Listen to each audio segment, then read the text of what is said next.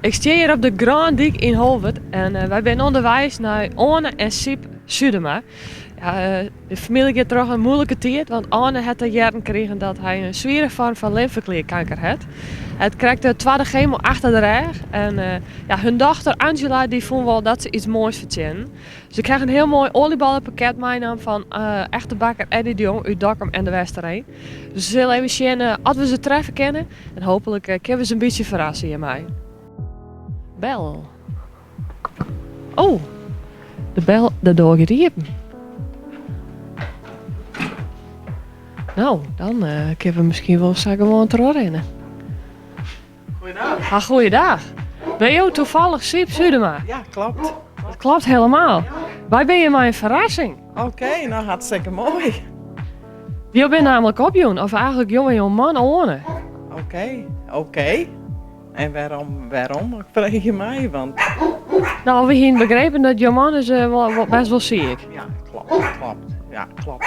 Ja, Dus dat is eigenlijk wel de reden waarom dat je hem opjoen bent. oké. Nou, komt erin, zou ik zeggen. Nou, dan rennen wij verder dan. Nee hè? Je bent Anne neem ik gewoon. Ja, dat ben ik. Helemaal. Je bent opjoen, terug iemand. Oh, en dat is. Enig idee waar het wijze zou kennen? Ik zou het net weten. Je dochter Angela. En waar hebben we dit aan te denken? Nou, die vertelde dus dat je al wel aardig ziek bent, hè? En dat, dat je krijgt chemo gewoon en dergelijke. Dus nou, dat is natuurlijk best wel heftig. Dat klopt het inderdaad. Ja, Dus ze zei dat verdient het iets moois. nou, dat is altijd welkom. Dankjewel.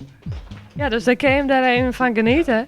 In deze, toch wel moeilijke tijd neem ik aan. Ja, inderdaad. Hoe gaat het nou met jou? Knap. Eerst krijgen we een chemo hoor. Dus, en we klimmen een beetje bij de bal op, hoop ik. Ja, Dus het lijkt het in die zin goed? Of kun je hem daar dan net zo vol hoe zeggen? dat zal je nog afwachten. Ja. Dus, dat weten we net eerder als in februari, maart. Dat we daar meer uitslag voor krijgen. Er is nog een heel traject te gaan natuurlijk. Ja, inderdaad. Dan komen nog sowieso nog 4 chemo's komen er achteraan. Dus dat maar wees even een afwachtje. Ja, dus er staat nog een hele spannende tijd aan te komen natuurlijk. Ja, inderdaad. En je hebt net op je trouwdag, zei ze. Dat is ook wel weer mooi, hè, net? Ja, inderdaad. Inderdaad, dat weer een dubbele slag. Ja, weer een liever oorbericht noemen. Ja, dat snap ik inderdaad, ja. Nou ja, je maakt er maar wat het beste van maatje. En in ieder geval is dit misschien een lichte troost of iets dergelijks van je dochter wat je bieden kent. Ja, nou ja, ik zou zeggen, dankjewel. Verrassend dichtbij.